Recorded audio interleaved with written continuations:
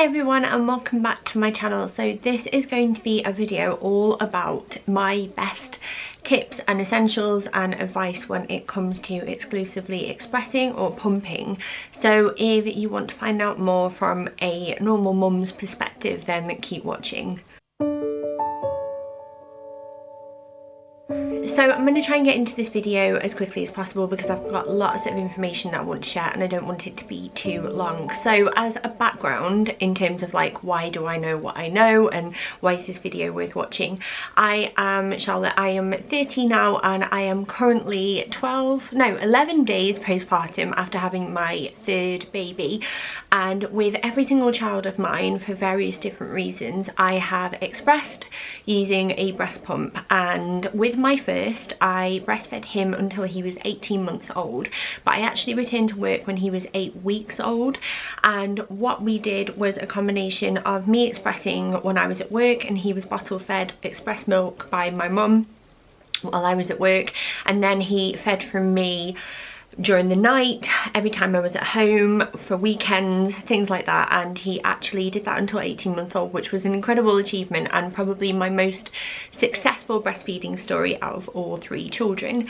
With my second child, Daisy, she was born a couple of years ago and she was actually born with a cleft palate as part of a syndrome that I have, and as a consequence was unable to breastfeed, and she spent 6 weeks in NICU. So what I did for 3 months, I exclusively expressed my milk, and that is what she had. She was tube fed and she did really well, and it was a real labour of love. And then this time around with little Stanley, who's 11 days old today, he has a really bad latch, and I now have 3 children and I have a lot less time to devote to just one baby like I perhaps did with my first.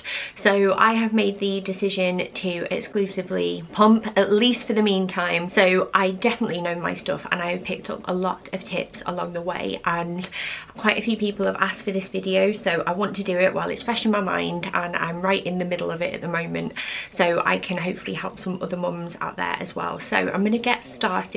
And the first thing I want to say is like a caveat to this video really, is that I'm not going to beat around the bush. Like, expressing milk is very hard work, and I think one thing that you have to think about before you even start is how much do you want to do this, because let me tell you something, it is okay if you don't want to. It is okay. It's like if you want to use formula, if breastfeeding hasn't worked out for you because you've got a poorly baby, because you've returned back to work early, or because there are problems with your latch, like tongue tie in Stanley's instance, it is okay not to do this. So please don't beat yourself up and feel like this is your only option. You making a sensible decision for you and your family and your baby is the most important thing. So to start with, I'm going to go into the pros of expressing or pumping, and the first one has to be the benefits of breast milk. Now, I'm not going to sit here and spout a load of breast is best nonsense at you. I was formula fed because I was also born with a cleft palate. My daughter was predominantly formula fed once I decided to stop expressing. My daughter was formula fed after I decided to stop expressing, and I am a big fan. I really don't want you to feel like, you know, you have to do this, but there are benefits from a nutritional perspective when it comes to breastfeeding, and breast milk is, you know, better for your baby, and that's just a really simple fact.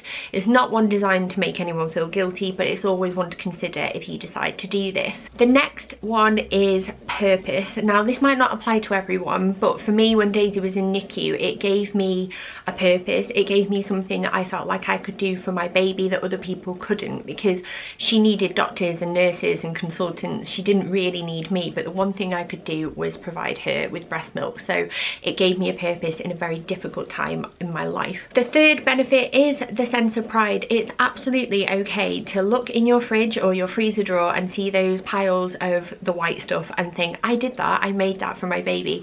It's a great feeling when it works out and you're able to do that, so you're definitely allowed to feel proud of yourself. The next perk is actually the ease of feeding. Now, when you are expressing, you can store it in the fridge or you can store it in the freezer, and it's quite easy to grab and go. I just found, like, at the moment we just grab a milk bag and we pour the amount that we need into a bottle, and then we warm it up and we're good to go. So there's no faffing around with scoops of formula or anything like that, and you can take a pre-made bottle of express milk out with you and just keep it cool and then heat it up as as and when you need it. So that's really convenient and another perk as well. And then the final perk I think is just generally convenience in itself. Maybe you just want to express for recreational reasons, so you want to go out for a date with your other half and it's great for babysitting. You can have a drink if you wanted to. You've been pregnant for 9 months, so you deserve a treat, and it's always great to have that option available.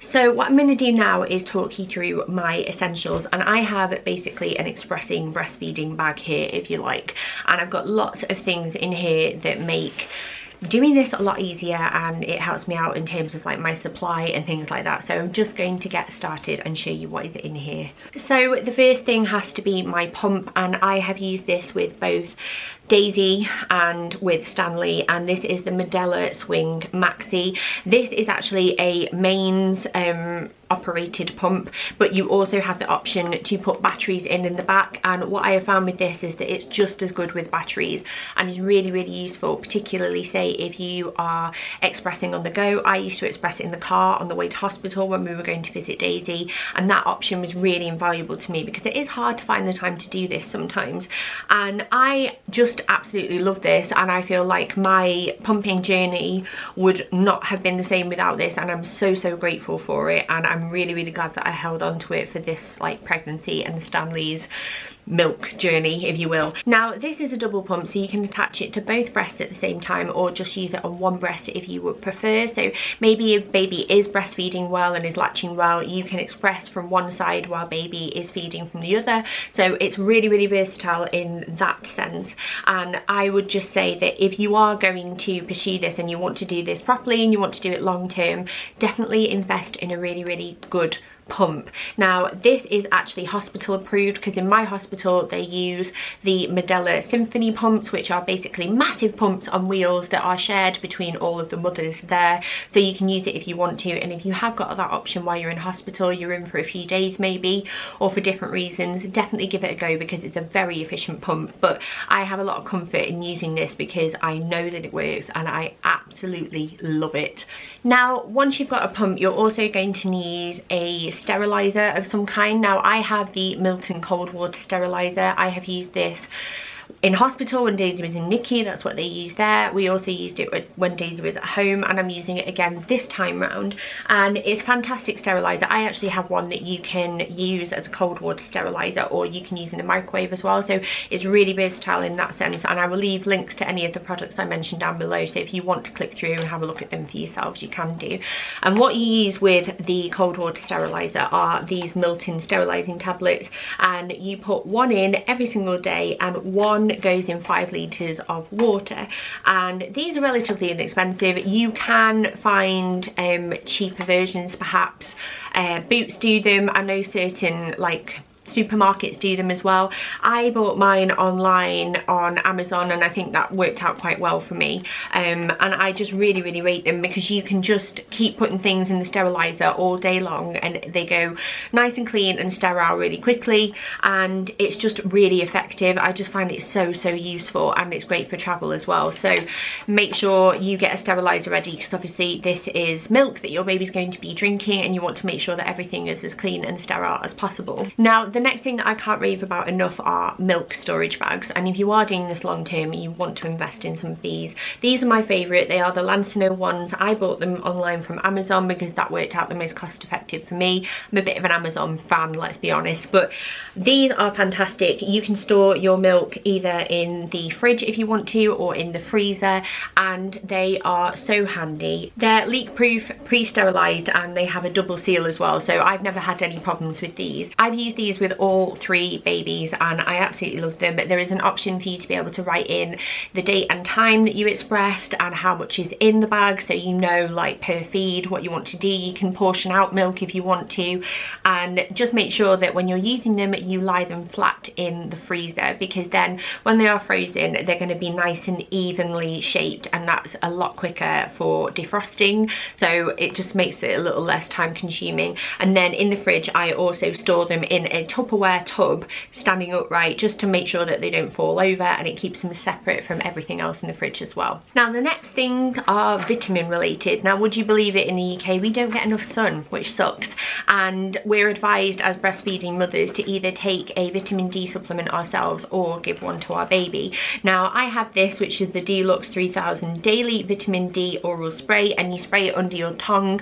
Mark got this for me and I take this once a day just to make sure that Stanley's getting everything that he needs from my milk. But you can also take these as well, and these are Pregnacare breastfeeding, and they've got all of the nutrients that you need both for you and your body, because you're doing a lot by expressing, and also for your baby. So there's extra vitamins, minerals, and also vitamin D in here as well. And I've just been taking these because I want to make sure that I'm looking after myself, because this is quite a grueling task, and also making sure that Stanley gets everything that he needs as well. Now the next things are all to do with comfort. Now the first thing I've got here is some pain relief, so paracetamol or ibuprofen. Ibuprofen is really good if you are particularly engorged and swollen, but pumps can be quite lethal on the nipples and the breast as you're adjusting to your milk supply anyway, so it's always good to have this ready and in your breastfeeding bag, ready to go, because then at least if you know you are in a lot of pain, you've got it to hand. And then in terms of leaking, you're going to need some breast pads. Now I really like the Lancino ones.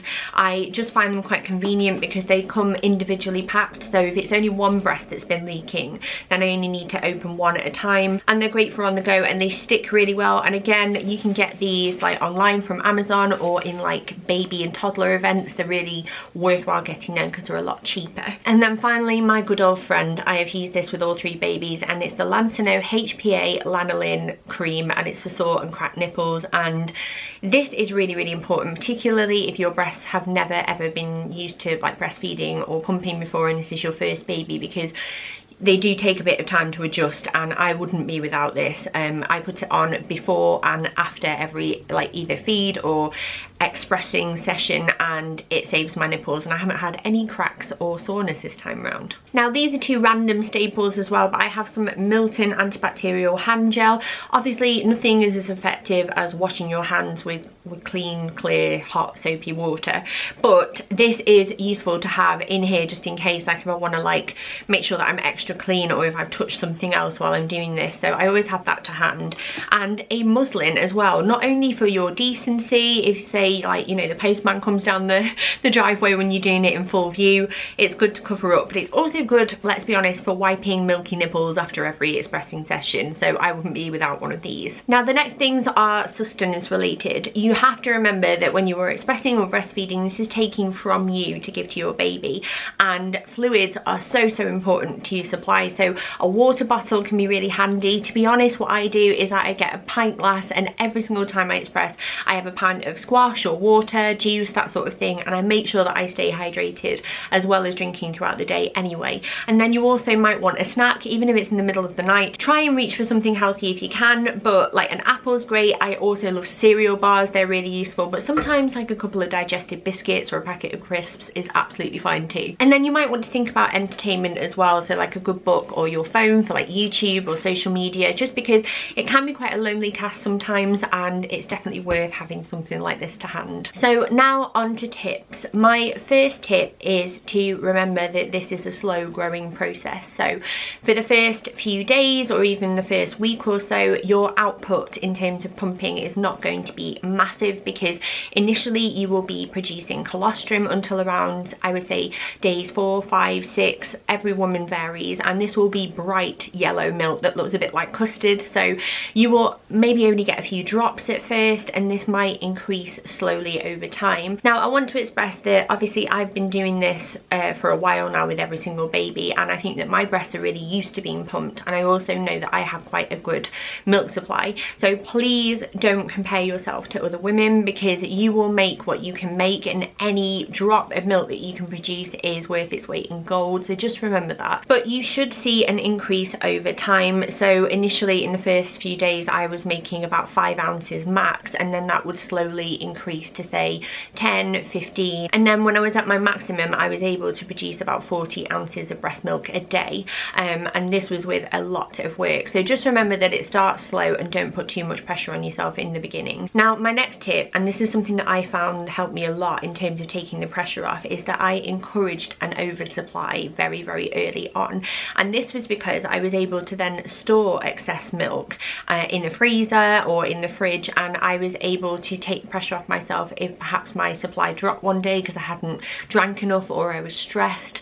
And I actually ended up making, say, triple the amount that Daisy needed initially, and at the moment I'm making double what Stanley needs, and it's just really useful for me to take the pressure off, and it's something that if you want to do this long term is probably worth looking into as well. So how do you increase an oversupply? Well, this is my next tip, and it's basically every single time you express, you want to do it for an extra 10 or 15 minutes after your letdowns. So when your breasts have emptied and they feel like there's not really any more coming out, stay on the pump for another 10 minutes, and what this is going to do is encourage your breasts to start producing more milk. So they're going to get signals and think, right, next time I need to make a little bit more, and I need to make a little bit more after that, and eventually you will see slowly your supply starts to increase. Another tip is to make sure that when you are expressing, at least in the early days, you are doing it as much as 8 to 12 times a day. Now I personally did it 8 times a day because that was the best that I could do in my situation, and I would do that every sort of 3 hours really. So I would start, my general routine if you will would be midnight, 3 a.m, 6 a.m, 9 a.m, midday, 3 p.m, 6 p.m, 9 p.m, and then so on and so forth. And this really helped me establish a supply, because that is actually how much your baby would feed from you if you were naturally breastfeeding. Another thing to do is that you'll notice that I mentioned 3 a.m, which sounds like a hellish time to be getting up and pumping in the middle of the night, but it's actually proven that expressing between the hours of 2 and 4 in the morning are when your milk production is at its highest. So if you're stimulating your breast during that time, then you are going to boost your supply. And I really felt that this applied to me, and it was very true for me. So that was actually the last feed that I dropped when I began to stop expressing, and that's how important it was. Now another tip is obviously staying hydrated, and I have briefly mentioned that in my essentials part of this video, but you really do need to make sure that you are staying on top of your fluids and your, you know, nutritional intake, because this is taking a lot out of your body. And I found on days where I didn't drink enough, I would really struggle to get the same amount. So always stay on top of your water in particular. Another thing you can do is eat more oats, so you know, porridge for example every morning, or flapjacks. That's a very nice way of getting some more oats into you. Or lactation cookies, you can buy those online now, or even find recipes to make them yourself. Just try and up your oat intake, because that is said to help milk production as well. Another tip is to really try and relax when you're pumping. So make sure that you get comfortable and make sure that your stress levels are low, because I definitely found that there was a link between how much I managed to express and how stressed I was. And obviously there are moments where you're going to get stressed if you've got other children in particular, or if you've got a poorly baby in hospital, or say if your supply is down that day. So try and relax. I like to do it in the corner of my sofa right next to the telly, and I get nice and comfortable. I flick through my phone and read my book, and I try not to look down at my boobs too much. I just let the pump do its thing and I relax, and then before I know it I look down and you know, those bottles are filling up, and that's really helpful with me. I find that if I'm too aware of what's going on and I get stressed and I get worried, then it does affect my supply. So that is the end of this video. I don't want to make it too long, but what I will say is that I'm going to leave a link to a blog post that I wrote back when I was doing all of this when it was Daisy's turn and she was a newborn, and that has all of these tips linked, so if you want to read through them again or refer back to them, there are some other links in there that might be useful as well. And there's also my pumping schedule, which is what I followed when I was expressing for her. Now this time around with Stanley, I feel like my expressing journey is going to come to an end quite soon, because it's just not working for me this time around, and I'm actually really okay with that. I've mourned it, I've grieved that I'm not able to breastfeed with him, but I also understand the value of my happiness and like the way it fits in with my family, and I wanted to share that part at the end because I want you to know that, you know, you can do it for as long as I did with Bill, you can do it for 3 months like I did with Daisy, or you could do it for a couple of weeks, a few weeks like I'm doing with Stanley, and whatever effort you put in, that is incredible, and you're a blinking hero for doing it at all. So good luck if you choose to express, and just remember that a fed baby is all that matters, and you should be proud of yourself whatever decision you choose. So yeah, thank you so much for watching. I hope this video helped. If you've got any questions, please leave them down below and I will do my best to answer them, but just bear with me because like I said, I'm only 11 days postpartum and I'm still a bit sore and my head's all over the place and I'm really tired. But yeah, thank you so much for watching, and I will see you next time. Bye.